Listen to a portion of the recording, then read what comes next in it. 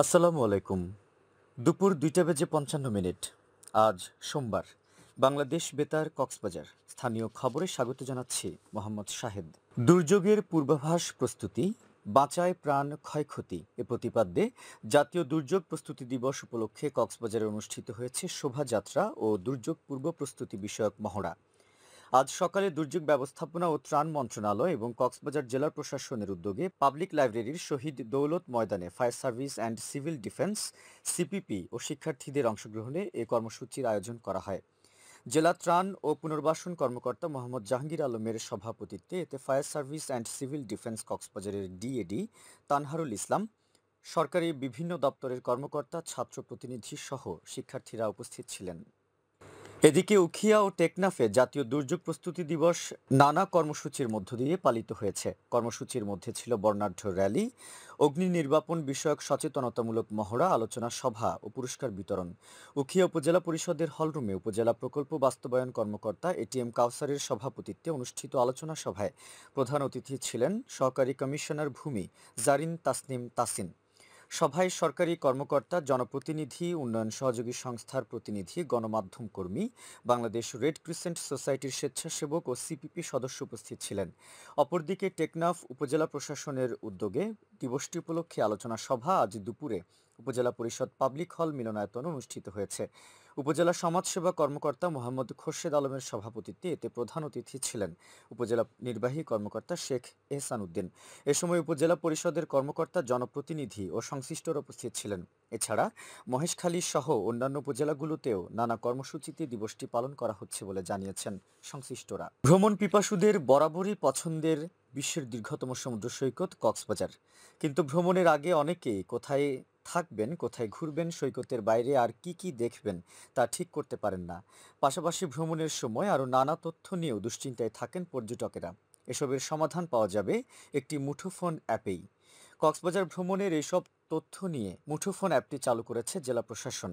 ভ্রমণিকা travel গাইডটি Android মুঠোফোন থেকে Google play স্টোরে গিয়ে ইংরেজিতে ভ্রমণিকা লিখলেই পাওয়া যাবে অ্যাপটি। আজ সকালে জেলা প্রশাসক কার্যালয়ের শহীদ এটিএম জাফর আলম সম্মেলন কক্ষে প্রধান অতিথি হিসেবে আনুষ্ঠানিকভাবে এই অ্যাপের উদ্বোধন করেন তথ্য প্রযুক্তি বিভাগের সচিব শীষ হায়দার চৌধুরী।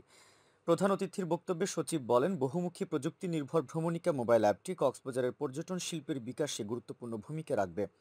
এছাড়া অ্যাপটিতে পর্যটন সংশ্লিষ্ট আরও অপশন সংযুক্ত ও প্রবৃদ্ধি করার কথা জানান তিনি। জেলা প্রশাসক মোহাম্মদ সালাউদ্দিনের সভাপতিত্বে এতে A2I প্রকল্পের সিইও, অতিরিক্ত সচিব Mamunur Rashid Bhuiyan, police super Saifuddin Shahin, press club সভাপতি মাহবুবুর রহমান বক্তব্য রাখেন। এ সময় সরকারি বিভিন্ন দপ্তরের কর্মকর্তা, পর্যটন ব্যবসায়ী সহ সংশ্লিষ্টরা উপস্থিত ছিলেন। টেকনাফে হাইব্রিড জাতের ধনিয়া পাতার বাম্পার ফলন হয়েছে। পবিত্র রমজান মাসে চাহিদা ও দাম বেশি পাওয়ায় চাষিরা এ সময়ে বাণিজ্যিক চাষ করেন বলে জানান সংশ্লিষ্টরা। ধনিয়া পাতার চাষ করে আর্থিকভাবে কৃষকেরা লাভবান হচ্ছে জানিয়ে উপজেলা কৃষি কর্মকর্তা মোহাম্মদ জাকির ইসলাম জানান, চলতি মৌসুমে উপজেলায় 15 হেক্টর জমিতে চাষ হয়েছে। কৃষি অধিদপ্তর কৃষকদের নিয়মিত পরামর্শ ও সহযোগিতা দিয়ে আসছে। বাংলাদেশ বেতার কক্সবাজার কেন্দ্রে বাংলা ও ইংরেজি সংবাদ পাঠক পাঠিকা তালিকাভুক্ত করার লক্ষ্যে অডিশন গ্রহণ করা হবে। অডিশনে অংশগ্রহণের জন্য প্রয়োজনীয় কাগজপত্র সহ অডিশন ফর্মটি পূরণ করে সহকারী বার্তা নিয়ন্ত্রক বাংলাদেশ বেতার কক্সবাজার বরাবর আগামী 31 মার্চের মধ্যে পাঠিয়ে দিতে হবে। বিস্তারিত জানতে ভিজিট করুন www.betar.coxsbazar.gov.bd ওয়েবসাইট ও কক্সবাজার বেতার বার্তা ফেসবুক পেজে। আবহাওয়া আগামীকাল দুপুর 12টা পর্যন্ত 24 ঘন্টার পূর্বাভাসে বলা হয়েছে, অস্থায়ীভাবে আংশিক মেঘলা আকাশ সহ আবহাওয়া শুষ্ক থাকতে পারে। কক্সবাজার সমুদ্র বন্দরের জন্য কোনো সংকেত নেই। আগামী 24 ঘন্টায় দিন ও রাতের তাপমাত্রা সামান্য বৃদ্ধি পেতে পারে। আজ সূর্যাস্ত যাবে সন্ধ্যা 6টায়, আগামীকাল সূর্যোদয় হবে ভোর 6টা 5 মিনিটে। আজকের সর্বনিম্ন তাপমাত্রা ছিল 21.8 ডিগ্রি সেলসিয়াস এবং সর্বোচ্চ তাপমাত্রা ছিল 33.5 ডিগ্রি সেলসিয়াস। আজ ইফতার শুরু সন্ধ্যা 6টা 3 মিনিটে।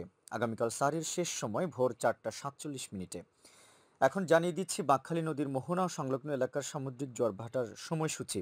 আজ জোয়ার শুরু হয়েছে দুপুর 2টা 55 মিনিটে, চলবে রাত 9টা 8 মিনিট পর্যন্ত।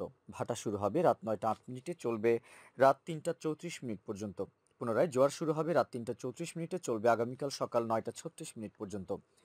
সবশেষে পর্যটক বার্তা। পর্যটন নগরী কক্সবাজারে আগত ভ্রমণ পিয়াসুদের সাগরের পানিতে নামার পূর্বে সাবধানতা অবলম্বন করার জন্য অনুরোধ করা হচ্ছে। যারা সাঁতারে দক্ষ নন তাদের পানিতে বেশি দূর যাওয়া উচিত নয়। ভাটার সময় স্রোতের সাগরমুখী টান প্রবল হওয়ায় সাগরের গভীরে ভেসে যাওয়া এমনকি প্রাণহানির আশঙ্কা থাকে। সেই সাথে পর্যটকদের স্বাস্থ্যবিধি মেনে চলার পরামর্শ দেওয়া হচ্ছে। খবর শেষ হলো। আমাদের পরবর্তী খবর প্রচারিত হবে আগামীকাল সকাল ৯টা বেজে ২৫ মিনিটে।